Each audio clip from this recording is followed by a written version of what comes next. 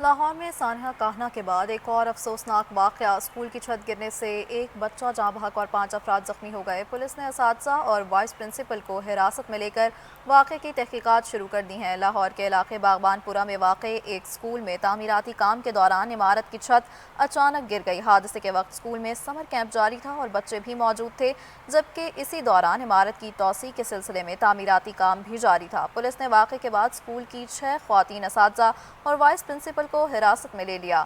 Rescue حکام کے مطابق جاں بحق بچے کی شناخت ابو بکر کے نام سے ہوئی۔ جاں بحق بچے کی لاش اور زخمی ہونے والے 4 افراد کو سروسز ہسپتال منتقل کر دیا گیا۔ ہسپتال انتظامیہ کے مطابق زخمیوں کی حالت خطرے سے باہر ہے۔ اس افسوسناک واقعے کا مقدمہ ایجوکیشن اتھارٹی کی مدعیت میں درج کر لیا گیا ہے، جس میں اسکول انتظامیہ اور ٹھیکیدار کو قصوروار ٹھہرایا گیا ہے، جبکہ غیر قانونی سمر کیمپس کے خلاف کارروائی نہ کرنے پر اسسٹنٹ ایجوکیشن آفیسر بلال کاظمی اور assistant education officer Tahira Nazir کو بھی معطل کر دیا گیا ہے۔